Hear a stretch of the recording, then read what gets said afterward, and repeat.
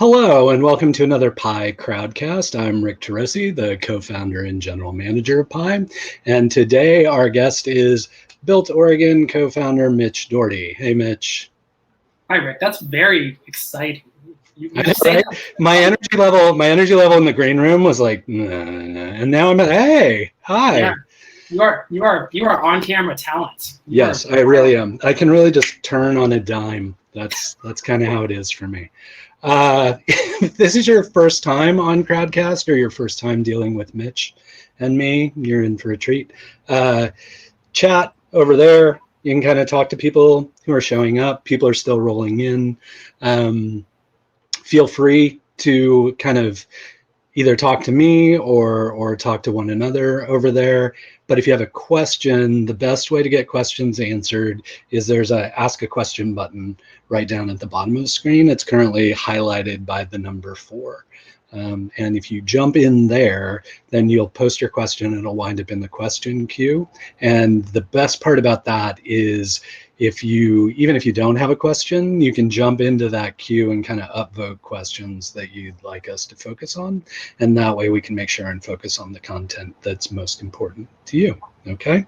So before we get started, just like a shout out to, the pineapple. Nice. I'm hoping for the 80-degree days. I'm thinking of warm weather. Pineapple. Thanks to Reverend Nats for supporting the show. Always appreciated.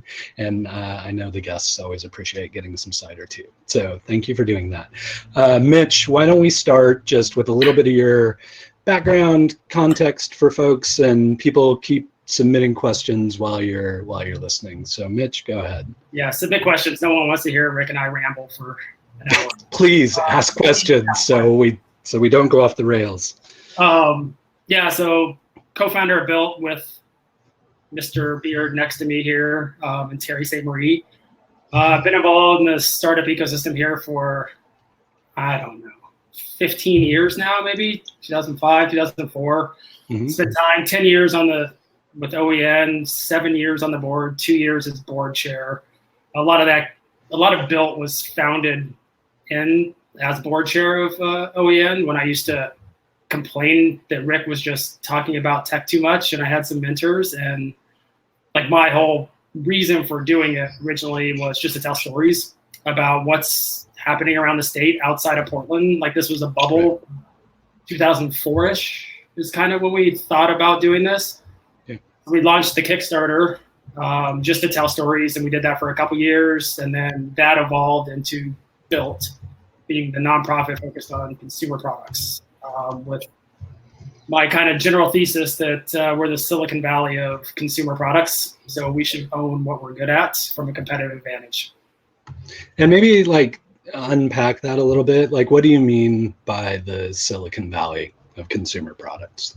Yeah, I think that like being involved in all the economic development questions, like it always comes up like from a branding perspective, like what can you own as a city? In Silicon Valley, by and large, Apple, HP, like all these big companies that started there, filtered out the talent that then started multiple other companies. And all of a sudden you have like this, regional genesis of tech in this one area. Mm-hmm. Here, like we have Nike, Columbia, Tillamook, you have food and beverage, apparel, outdoor footwear. There's no place in the world. Every footwear designer probably, as Dwayne from Pence always says, has a 503 area code. Mm-hmm. They've all been here forever. And so my unpacking of that is that we could actually own consumer products, but somebody has to take a lead on it because, as Rick and I always say, they're aggressively humble companies. Yep. They just build really good companies here in Oregon and don't talk about it. Yep. Anti-Silicon Valley. Yeah, which is not like Silicon Valley at all. They just build things and talk about them profusely, whether they're good companies or not. Ride that unicorn into the sun, Rick. That's right. Just keep on, raise more capital, make it happen. What have you seen kind of happening in the last 6 to 8 weeks? Just be like, what's going on in the industry from both a startup perspective, a larger company perspective? What's the impact of the pandemic been so far? Sure. Sorry, Eric and chat. Didn't mean to talk bad about, there.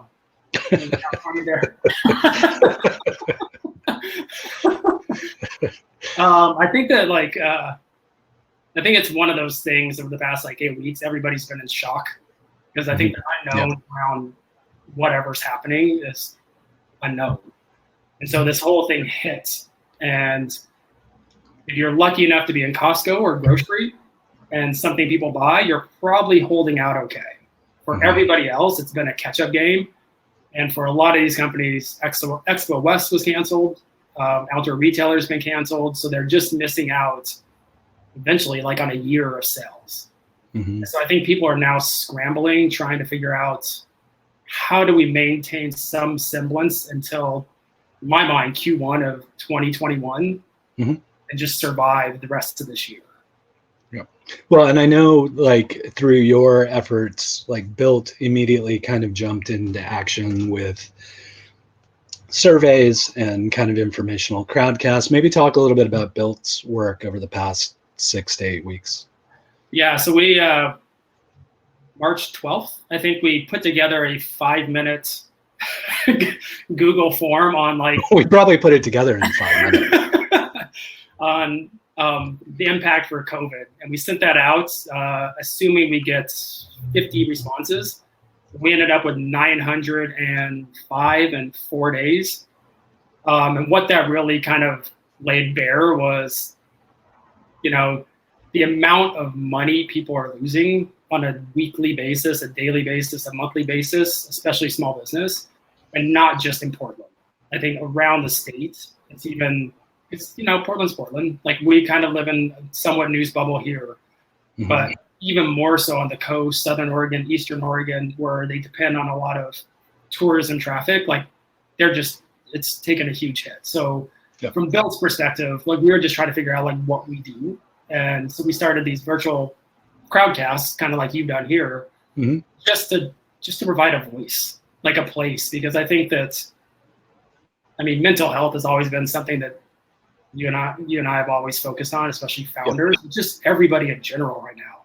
I feel like mental health is a massive concern, and these crowdcasts, just seeing names in chat, makes you feel not alone, because everybody feels alone right now.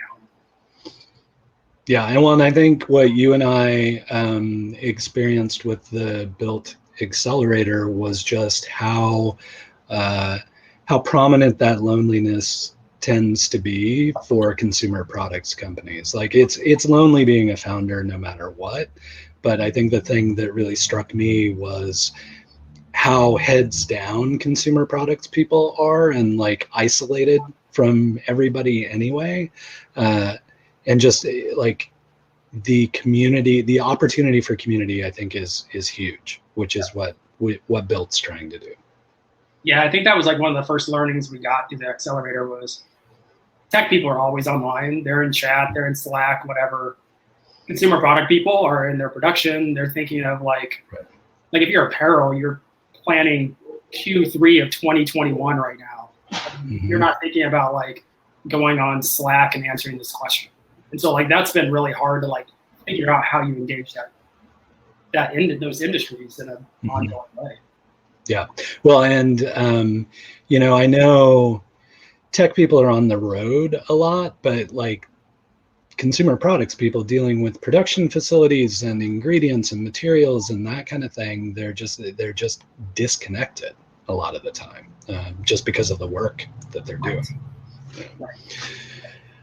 Okay, so questions are rolling in. Mitch and I chat all the time, so actually I don't want to talk to him anymore. So let's get to the questions. Hi, if you're just rolling in, there's a ask a question button down at the bottom of the screen. If you add your questions there, then they're kind of put into a question queue.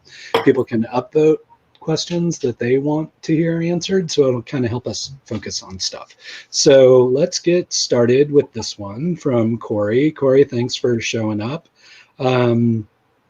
In addition to the Built Oregon Accelerator, what are some ideas for how product-based companies could band together and showcase their impact and importance in the Oregon economy?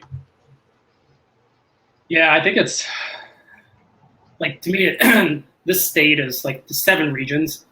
Travel Oregon's always defined as 7 regions, and there are 7 distinct regions. I think I came from Arizona and it all feels like one state when you're driving around. Like here, Southern Oregon sometimes feels like 4 states as you're driving through it. So I think it's really hard to kind of like say, how do we all band together? So like from Corey's perspective, like knowing like Eugene, Willamette Valley, all that stuff. I think one of the things that can happen now, even more so, is like the little things like the Crowdcast, like get people together almost from a peer-to-peer group, region by region. Figure out kind of like in those peer groups what the challenges are, what the opportunities are, and then somehow maybe Bill would be happy to kind of aggregate that and figure out kind of like tactically how we help different groups. Because what works in Portland is not going to work in enterprise. Right.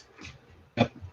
Well, and I know Brad has been doing those regular crowdcasts. I think they're like Tuesday and Thursday to kind of keep people connected and communicating as well. And I got to participate in one of those. It was super interesting because it's people all over the state, not just people in the metropolitan area. So maybe talk a little bit about not only like the efforts with Muji. I'm wearing the Muji shirt today, but also some of the concepts for more that kind of e-commerce or retail opportunity that kind of aggregates Oregon brands that you've been working on. Yeah, I think that we did a partnership with Muji, and it was with our Bridges program. So a lot of the the entrepreneurs of color that we work with in Bridges got a chance to do a pop-up in Muji, but we also collaborated with Tender Loving Empire on one that lasted, I think, a month. And part of that was like just getting them, and like it was almost like a test of like, does the pop-up within a pop-up store work? Because I think that like a lot of what this whole situation is laying bare is big retail footprints or an anchor. And does it make more sense to do big retail footprints with 10 brands going in together on it in some way? So it's more of an experience in these spaces as opposed to like one overarching thing. So I think like the collaboration thing in my mind is like one of those things that is going to happen. It's going to shake out. I think there's going to be consolidation of some of the brands in retail. I think there's going to be consolidation on online and digital spaces. And my fear is it's going to become overwhelming because there's so many people trying to help right now. There's going to be 40 different platforms to shop local, 50 different platforms to shop Oregon brands. And then everybody like is just going to be fighting each other for market attention. Right. You mentioned Bridges. Maybe give folks a description of that program just for folks who don't know. Yeah, so Bridges started, I think, a year and a half, 2 years ago now. And it's a collaboration with NEA, PDX, Apano, Soul District, and the Portland Mercado. And it is really around just giving entrepreneurs of color the chance to meet retail buyers. We started with Green Zebra and Tender Loving Empire, and now we have Market of Choice and New Seasons signed up. So now we're trying to evolve, again, like everybody else, like how do we keep that going in the current state? You know, whether it's virtual demos, whether it's virtual meetings or something like that, because a lot of the good work that all of us did just seems to have stopped. And somehow we have to like try and keep that momentum going. Yep. Well, and I think what I always appreciated about your vision for the Bridges program was it was like a bite-sized way to test retail. You didn't have to like do the huge volumes or velocity. It was getting shelf space for folks in a way that didn't break the bank for them, and gave them the experience to test drive that stuff. Yeah, and to learn, like a lot of it's mentorship too. Like the head buyers, like super thankful for all of them, because the head buyers or the owners would come and meet with the founders and give them like that valuable advice, give them feedback on their packaging, their, how it's labeled, all that stuff, which is kind of invaluable because normally you get one shot at a buyer and then you have to wait again and you have to come back. Right. You have to have a conversation with them on how to do it right. And I'm dropping a link in chat on a Crowdcast that Built hosted that folks can check out because the recording is there, but it was basically with a couple of those buyers just kind of describing what they were experiencing, how they were going to deal with this kind of stuff. But their collaboration has been incredible with Built and really, really helpful. Yeah, I think Oregon's really lucky, especially in the food and beverage, like from Green Zebra, Market of Choice.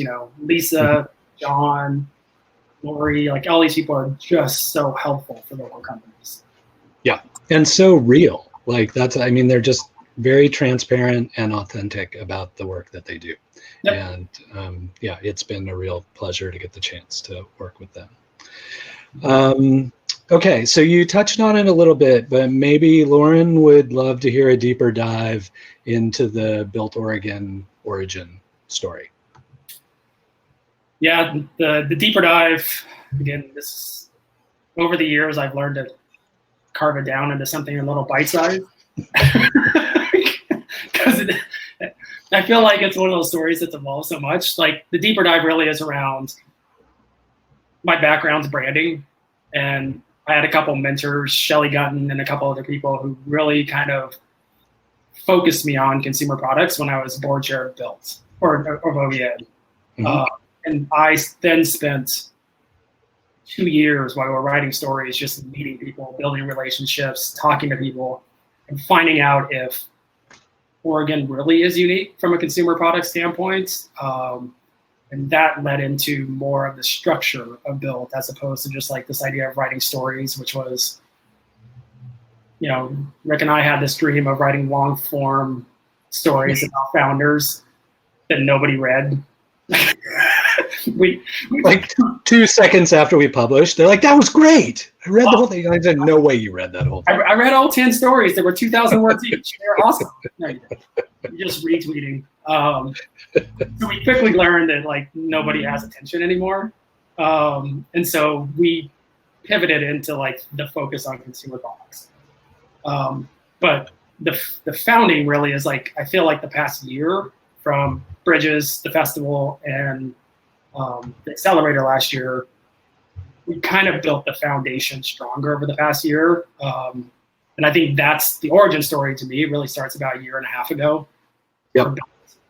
The hard work of relationships and kind of building the trust with mentors and companies and founders took 3 or 4 years, which is what it probably should take. Yep. Well, and talk a little bit about, you mentioned it, but for folks who aren't familiar, talk about the annual Built Festival and what you're trying to do there. Yeah, so the original dream was a South by Southwest for consumer products. Big vision. But it's year 3 now. It's basically what I eventually want to do was to celebrate Oregon consumer products, to bring people together for 1 week around talks, whether it's capital, community, and then it kind of culminates with leaders in the community having fireside conversations with no moderator, 30 minutes. And the point of that is to become a destination event where we can actually create some velocity around this idea that we are the hub of consumer products. So whether it's e-com, whether it's marketing, whether it's footwear, the world should be coming here to see what innovations are happening. And if you go to the Built Oregon YouTube channel, you can kind of see previous talks and kind of, I've always appreciated kind of the evolution of those talks as well. Like I think the last year we really kind of hit our stride at the Red, and those talks were really compelling, but also the environment was just a huge step up over there. So really looking forward to figuring out how we do the Built Festival this year under the current conditions, but I'm sure we'll get it figured out. It's going to be drive-through. We're just going to drive through the Red. It's going to be amazing. Perfect. No, that's great. Of course. So Juan, of course, has one of the most upvoted questions. He really wants us to go into detail on when the whole bromance of Mitch and Rick actually started. It didn't start as a bromance to begin, Juan. It was very contentious and combative. Yeah, Rick thought I was full of shit. The consumer product. Still do. Yeah. To be fair. Yeah. It really stopped being a bromance once he grew the beard. Like I was over him. at that point. I was like, Cammy, he's all yours. Like, I'm done. Yeah, fair. No, I think that like Rick and I were just, I think there's very similar philosophies, and I learned a ton from what he did with Pi for years and building the community. I learned a ton from Linda Weston on building relationships. Yep. And so I think that like the relationship with Rick is really around, we just have similar thoughts on like, you have to do the work first before you ask people to support you. You have to provide the value and help people before you say, look at me, I'm awesome, give me money. And so I think we just shared that philosophy. Well, and to a fault, I think. I mean, probably not the best for the businesses we're running, but I think it's just like kind of the way we work. And I think it was, I mean, all joking aside, it was, we were on the OEN board at the same time, and it was two people who were really passionate about the particular constituency that they were trying to represent. And I was constantly pushing this, we need to be paying attention to tech entrepreneurs, and like, why aren't we doing more for these folks? And obviously I was very Portland centric. I tend to be more Portland centric. And Shelly and Mitch were always coming back at me with like, what about the consumer products folks? And what about Oregon? Because this is OEN, not PEN. So what are we doing for the state beyond the metropolitan area? And so some of those heated discussions really revealed, I think, opportunities for both sides. And so when Mitch was, when Mitch and Terry were kind of talking about starting this thing, I was like, well, I need to be involved. I want to be involved in this thing. We're like, no. Yeah, they're like, no, go away. And I'm like, what if I give you free office space in Reagan Storyboard? And they're like, okay, fine. I can help you with all your tech needs. Great. Yeah, I'm gonna put you in a fishbowl, and kids are gonna bang on the window all day. That's gonna be really productive work-wise. For folks who don't know, the original Reagan Storyboard, which was a Pi project that was focused on digital storytelling, our original partnership was with OMSI.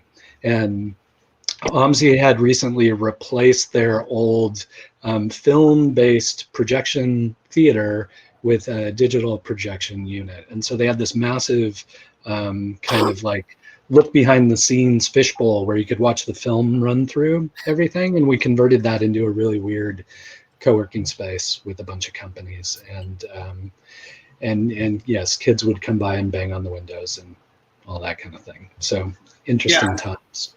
It wasn't the most conducive. Like, it was right next to the theater and the snack mart. And so you'd be like, it was really close to the bathrooms, though. You could get to the bathrooms really quickly. Yeah, after you went through 7 doors. But yeah, it was literally 7 doors within like a 5 foot. You had to like turn 12. It was great. And so like at 3 o'clock, 2 o'clock in the afternoon, the meltdowns happened. So you knew from like 1:30 to like 3:30, you're getting no work done because there's like kids like this just looking inside the glass at you. It was great. Anyways. Well, and that weird like earthquake roller coaster machine was right outside too. Yeah. So there's all kinds of good stuff. I blame that on Lambert though. Anyways. Yeah, that's Nick Lambert's fault, all of it. On to the next question, and please keep those questions coming. We'd really appreciate it. Otherwise, we'll just continue to derail on conversations like that. What are some of the pros and cons of opening retail to the public as Oregon begins to do that? So more like the getting back to work conversations we've been having. What resources do you recommend for business owners to follow for safety, avoidance of potential lawsuits, best practices, those kind of things? So in this new normal, how do we get back to work, or where should people look for that kind of assistance? Good question. I think that there's Greater Portland Inc., there's some people who have great resource pages on all this stuff. I think it's one of those things where it's the pros and cons of starting up are going to be, I think there's going to be more cons than pros, like initially. Without testing, without anything like that, I think that we're going to go into opening up, especially retail and restaurants. I think of like that perspective with social distancing, which is going to drop revenue by 40 to 60% probably for these spaces. Yep. But now every cost of theirs goes up, is 100% of what they used to pay. And so it's going to be interesting. No matter what resource sites are out there, I think nobody knows exactly once you open up how much business you're going to generate. And so if you're at 30% revenue, but now you're back to paying your debt, your lease, and all that stuff, like it's going to be hard.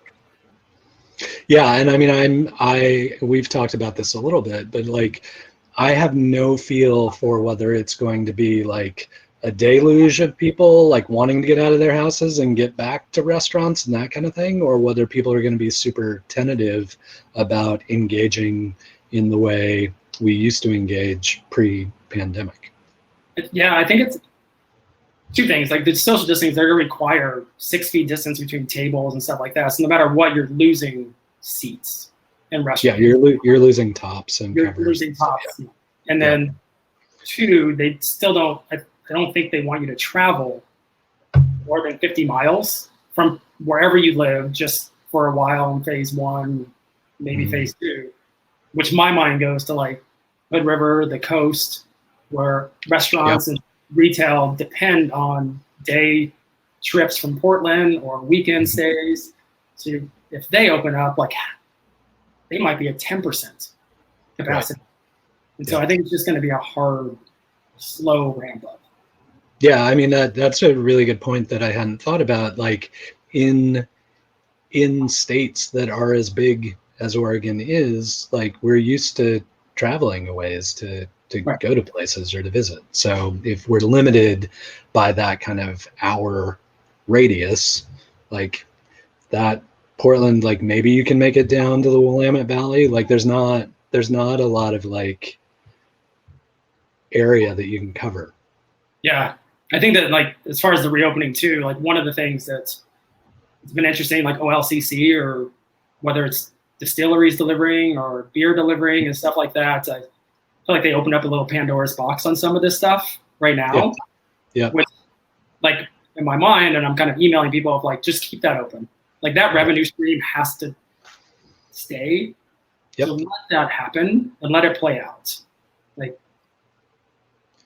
well, and if we have, you know, to take that to kind of the even next level, if we have this kind of collaboration along the West Coast with, you know, California and Washington, like what can we do creatively to ensure that we're supporting one another with products? Obviously, certain products crossing state lines are a federal issue, not a state by state issue, but I think there's still some interesting opportunities for collaboration there.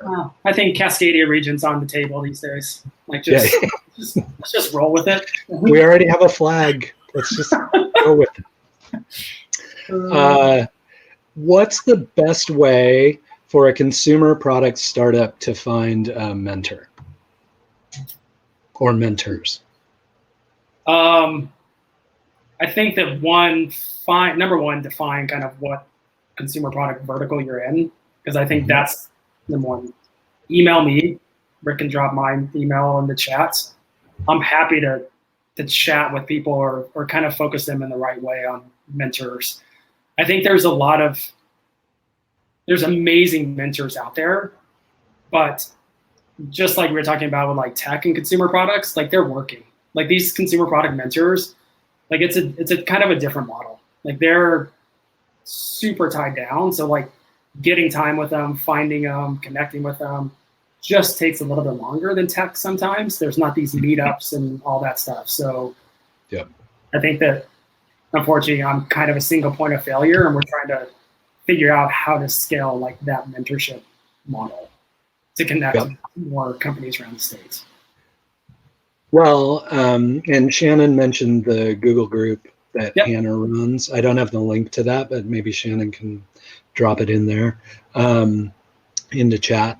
The other part, the dynamic I've noticed, and this is just my own lived experience, but it seems like in the tech world, folks are super engaged, wanting to mentor, while they're in the thick of it, while they're building their business or running a company or all that kind of thing.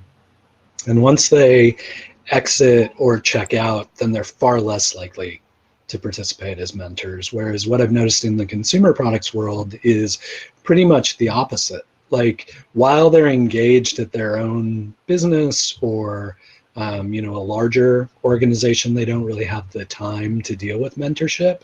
But the second they retire or semi-retire, they're suddenly like, oh, I want to contribute to the community. So that dynamic has been interesting to observe as well.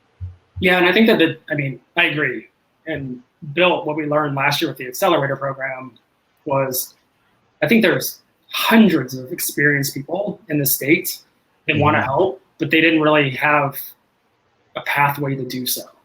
I think a lot of the accelerators, incubators, everything was focused more on tech, and so they just were like, it doesn't really interest me. And so with Bill, I'm still humbled that we had 150 people right now signed up to be mentors. And we'll probably make another push this year. So if we get that to 200, 250 mentors for consumer product people, that's huge for the state. Yep, agreed. Yeah, it was really interesting to see how quickly the mentor pool ramped up. The mentor pool almost ramped up faster than the actual companies going through the accelerator. So that was really good to see, and very similar to the way we founded Pi. Pi was started because there were a bunch of people who wanted to mentor, but there was no infrastructure to do that. And so we just kind of were forced to create that infrastructure for folks. I love it. Pi is great. Trust me, it's amazing.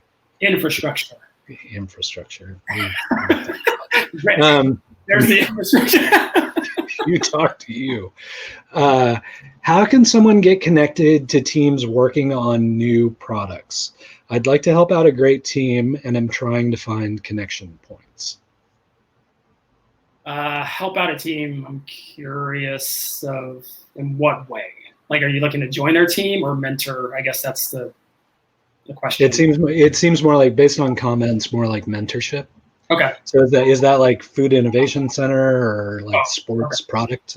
Who do you connect with? Yeah. So one of the things we're thinking about the virtual world is all these ideas we had in our head years ago. We're trying to now be okay, we should probably do this on Fast Track is connect, create platforms that connect mentors to companies based on a certain segment. So you need help on e-com, if you need help on supply chain, how can we do almost the low touch accelerator to help more companies as opposed to being super focused on 14 companies for 4 months and that's our laser focus. How can we at this point help it scale? I guess is the best way to say it. Yep. Okay. And next question. I'll just answer he said, join a team. Join a team. Yeah. It depends on what industry. I'm trying to think about food and beverage boards for jobs. AO Portland has some for apparel or footwear, a jobs board and stuff like that. But there's no concrete job board for the state for consumer products. No. I think it's an opportunity. That is an opportunity, I think. What is the current status of the accelerator? We're done. Sorry. We accelerated all we could. Foot is off the accelerator. Parking brake is on. We're just leaving. Wheels are turned to the curb. It's all done. Yeah, I think so. We made the decision. Applications were supposed to end I think beginning of April. And the COVID situation hits, and given mentors and people's mindsets and it wasn't good timing in our mind to do it now. So our goal with the accelerator, the core program, is probably potentially to launch it later this year. But again, I think we have to play it by ear because I think that this situation is not going away anytime soon.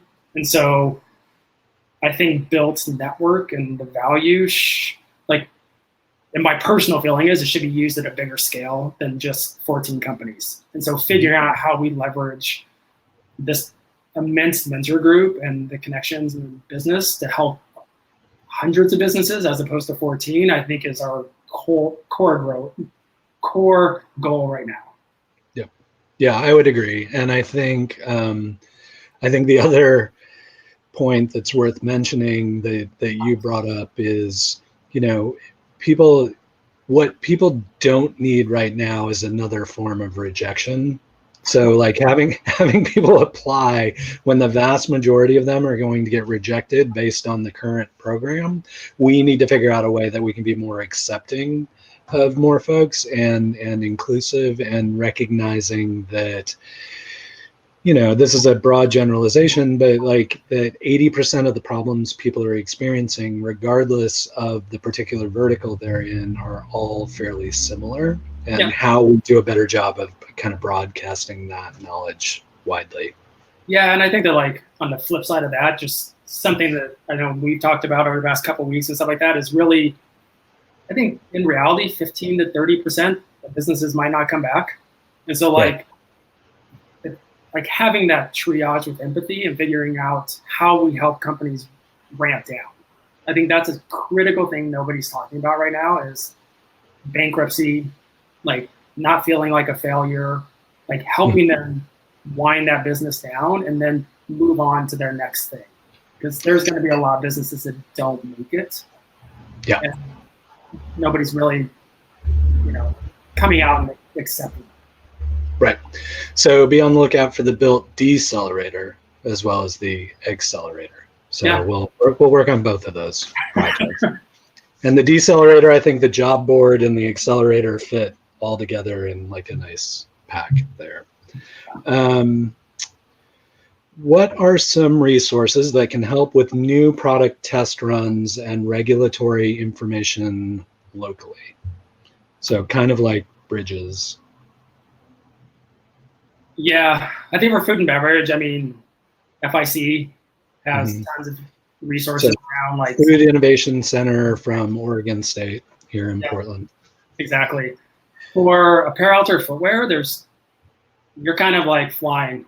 You're hitting the ground running and trying to find your market. I think it's different for food and beverage. Yep. I think small batch runs, like the ability to have the market of choices and new seasons and stuff like that, and farmers markets around the states, given who knows what happens with demos and farmers markets over the next 6 months. Right. But like you can do small batch to test the validity of your idea, the price points. Do people actually want it first, as opposed to going like a big production? Well, and I know they're overwhelmed currently, but Milk Run has always been one of those that's been helpful in testing stuff. And I know they're doing some projects with Reverend Nats and that kind of thing. So looking for those other non-traditional platforms to kind of test some things could be another way to do that as well. Yeah.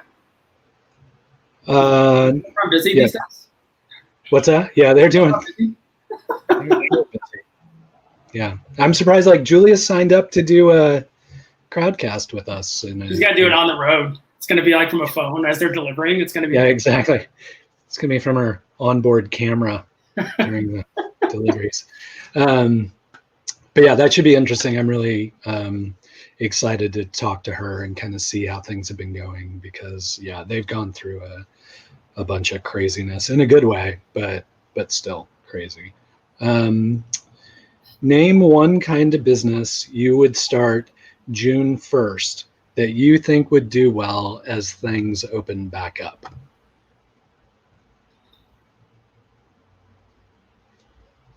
Toilet paper? I don't know. Shopping mall? No, I'm kidding.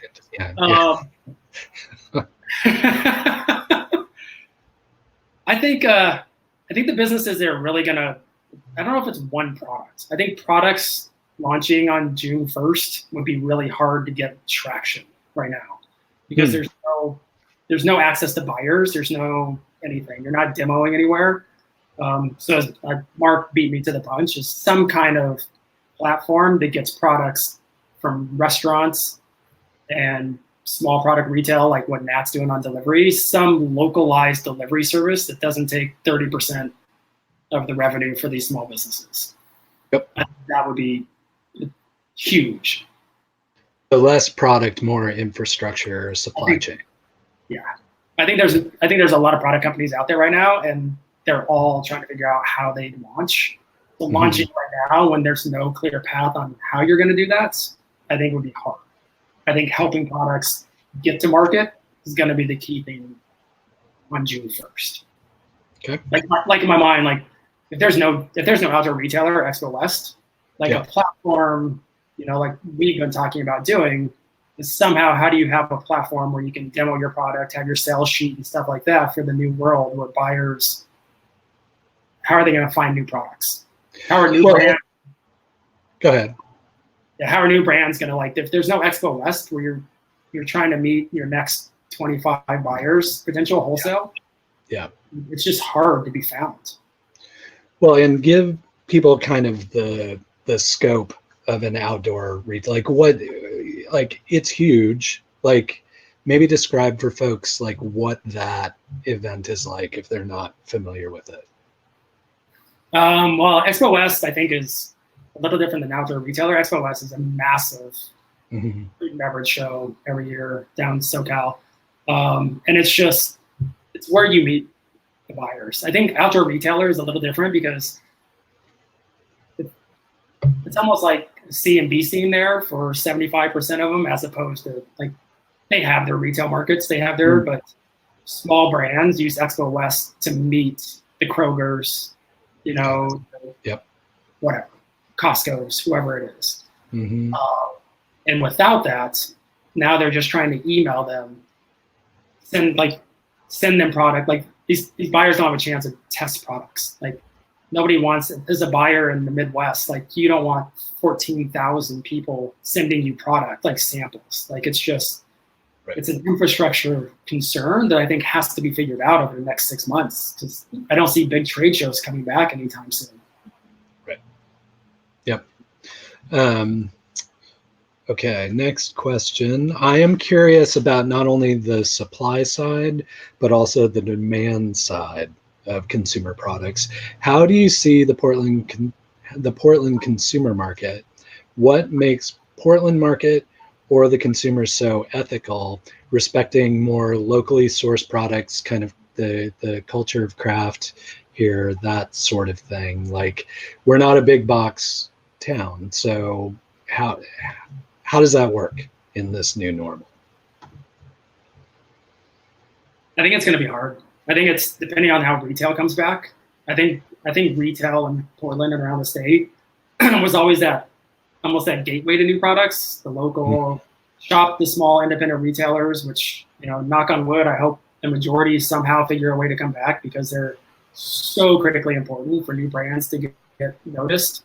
But I think it's going to be hard. Like that, I wish I had a silver bullet answer, but like as Portland people who want to shop local, right now you're overwhelmed with gift cards, going to their websites, finding who they are, platforms to find them. So at some point there has to be some consolidation, or I don't know, some funnel that helps people find out what they want, because it's paralysis by analysis at this point. Like everybody wants to support local. And then you go to like Airtable you started, and there's 400 businesses offering gift cards, and you're like, I don't even know where to start. Right. And so I think that's another huge challenge and opportunity. It's like, how do you tap into this Oregon spirit of supporting local in a way that's not easy, but easier than right now to do so? Yeah, and how that changes the culture of the town as well. I mean, when I moved here in '95, there were a bunch of chain restaurants downtown in the city core, and over time that changed to more like locally sourced, independent operations. And my big concern is that it starts to kind of move back to the way it was, simply because those are the only companies that are going to be able to survive because of their scale. So that's a concern just from a Portland culture or an Oregon culture standpoint. And somehow they're the ones who get the PPP and loans. So it's, right. Yeah. So it's all good. Yeah. Let's not even go there. We have another Crowdcast on PPP. You really want to dive into that one. Next question. We got about 15 minutes left. Mentorship is great. Money is better. Has product or consumer funding grown much in Oregon before the pandemic? Like, are we seeing more capital flowing through? Eric, I'm gonna put this in a broader context.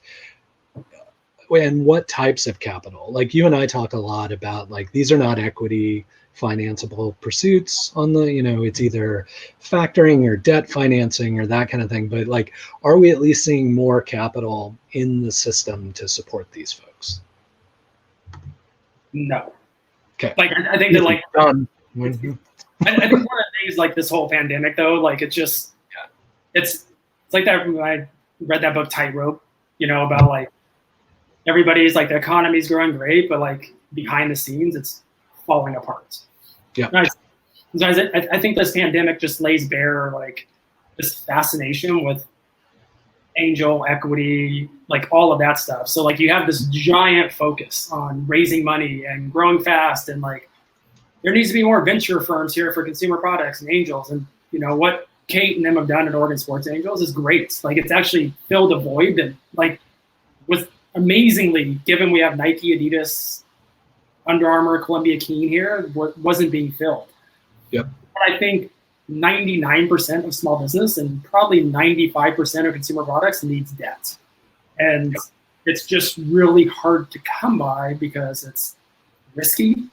There's inventory when you're first starting out. Like, it's just all these things that banks who are risk averse don't want to do. Right. And so I think until there's a model or there's a debt model that allows a reframing of how to support some of these small businesses, especially consumer products, like, I think there's always going to be a gap for consumer products, unfortunately. Yep. Well, and I think the other aspect of that is kind of the broad generalization of debt, the same way that people have kind of generalized venture capital. I mean, if you're in an industry that deals with venture capital, there are any number of types of venture capital or instruments that are being used to deliver that capital. And I think debt has a variety of different flavors that people may not understand or have fully explored to kind of help build their business. Like, it's still my dream to somehow, that some way, some wealthier people than I in the consumer products start just kind of a impact debt fund. It doesn't have to be free, but debt with mentorship for consumer product companies. So you're giving the advice for the companies. You know what they need to structure their business as, sales channels, forecasting, financials. And then you're giving debt at 4 to 7% interest rate, efficient money, which is better than your money sitting someplace else, and you're engaging growing these companies. Like, I think that if you said at the states that we need a $25 million debt fund for consumer products, and just put that together, and what we'll do is we'll align the application process just for traded sector consumer product people, I think that'd be massive. Yep. Or as Dan says, 100 million. Why not? Yeah. Well, whatever. Dan thinks big. He comes from that culture of the big thinkers. Consumer packaged goods has been so focused on retailers and distribution, it seems that tech and consumer products are going to be even more closely tied together to reach people at home. Have you talked about this, and what advice do you have for makers, CPG companies to become more savvy with technology and marketing online direct to consumer? Fulfillment seems to be a huge hurdle too. Any new ideas there? Before I hand it off to you, I would say that was my biggest learning from the accelerator class the last time, was just how much to direct consumer is just a black box that people don't quite get right now. Yeah, I think that it's funny, like every industry from education to consumer products, it's been like a 2-month change of like all the things you talked about doing for 5 years. You're like, oh crap, I have to do e-com. I have to do direct to consumer. And so I think there's been a lot of catch up, especially on food and beverage. I think hard goods, apparel or footwear and stuff like that, like I think they got e-com a lot better because they had to do it more. But I think that food and beverage it's hard. It's hard to ramp up e-commerce. So going back to the question, there has to be some focus going forward on e-com, but there has to be some kind of strategy on how do you find like a marketing plan, emails, like how are you actually going to get found when the traditional roads, especially for food and beverage, have been demoing in person to start. I think a lot of successful companies, even from Portland, if you had said you can't demo, like go find your customers and build your company that way. I think it's a totally different model that now I think we have to, as a state, figure out, because I think that's the reality of going forward. So I think that's going to be intricately tied together. Yeah, and I think it's, again, looking to leverage those platforms and the infrastructure that may already exist to come up with a new way of sampling products. So if there are people who already have the customer, how do you provide samples in subscription boxes or whatever it is, so that you're getting that same kind of behavior and getting in front of the same market, but in a way that you haven't done it before. Yeah, exactly. Nat, speaking of people who've stood up an e-commerce site and are delivering and all that kind of stuff, Reverend Nat wants to know, can we get Shannon Hiller-Webb as a presenter on one of these crowdcasts? Yes. Is that a built? I think that's a built one. That's a built one. We'll do that one. Yeah. Okay. So we'll do that over on the Built Crowdcast. So make sure and follow Built over there so that we can, so you'll know when we get that one scheduled, because she's been putting all kinds of great stuff in the chat as we've been talking. Sure. He's a sponsor. He can call whatever he wants. Yeah, exactly. You get to propose. You get to propose whatever guests you like, Reverend Nat. Yeah. Once an episode. Just one comment, whatever you want. One episode.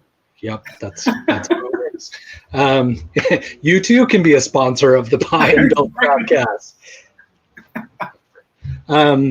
So what do you think of crowdfunding during this time? I know we've been behind the scenes on a few kind of crowdfunding campaigns that people are like, do we go? Do we don't go? Like, is it easier, harder? Like, are people paying more attention? Are they tighter with funds? What do you think about that whole thing? I think unless you have a built-in network that you can leverage to launch your crowdfunding in this atmosphere, I think it's going to be really hard. Yep.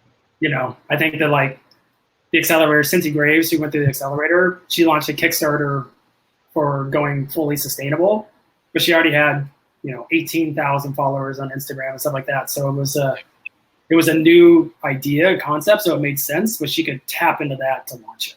I think. Go ahead. Yeah, I was just going to say, Corey provided some further clarification. He's like, if you already have that network, would you go forward or would you still hold off at this point in time? I mean, as long as you know you can deliver, I don't see any reason why you wouldn't. Like, as long as you know you can produce that product, you have the supply chain lined up. Because the last thing you want to do is the good old cooler and take in a bunch of orders and not deliver. Like, as long as that's all lined up, I will preface it by defining what crowdfunding is. It like the equity crowdfunding or just Kickstarter, Indiegogo? So right, yeah.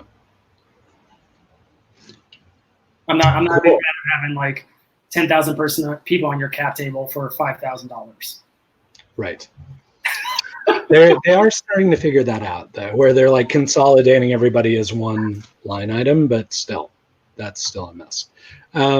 Congratulations, Mitch. You've made it through all the questions that have been submitted, which is perfect timing because we only have about 5 minutes left. And this is the time where we kind of turn around to you and say, we've got a bunch of folks in attendance here. What can we as a community be doing to help you or Built right now? How can we be most helpful? I think I'm a sponge. Steven says, everyone go watch Coming to America. Well, I'm Mr. McDowell, by the way. Zamunda was the first Wakanda, right? Really inside. I think that any ideas, especially from outside of kind of the Portland bubble, like if you're someplace around the States and you say, we're really having problems doing X, please feel free to email me. I think it's even harder for us to hear from people around the state, given that we're not going around and doing events and networking, and there's not events happening around the state. So Mitch at builtoregon.com, literally send me a note about anything. And then kind of as a parting thing to everybody kind of on this chat is I've started to do it like on a daily basis now, is pick 5 to 10 people, mentors, peers, whatever. And at 4:30 every day, just write those 5 to 10 people and just see how they're doing. Like, It's almost like just put it on your calendar, write 5 people. Like, everybody is so alone right now that simple outreach helps bring the community together and knows kind of where we need to direct the help. So I'll be looking forward to my note, Mitch. I haven't seen it yet, but whenever you get around to it, I'm sure I'm a ways down the list. I mailed yours. I'm trying to save the postal. Sweet, perfect. I don't answer my phone. I don't check my mail. It's difficult. Yeah. All right, Mitch. Well, thank you very much for making time to do this. Really appreciate it. Thanks to everybody who showed up and all the great questions and chat. Really appreciate you tuning into the Crowdcast. Thanks as always to Reverend Nat for supporting us and our guests. A bunch of new ones we've got lined up. I know on the Built side of the house, we're working on more Crowdcasts as well. So stay tuned, either follow here or follow over on Built or follow us on social and you'll stay in the loop. Hope everybody's hanging in there and we will talk to you soon. Thanks for coming.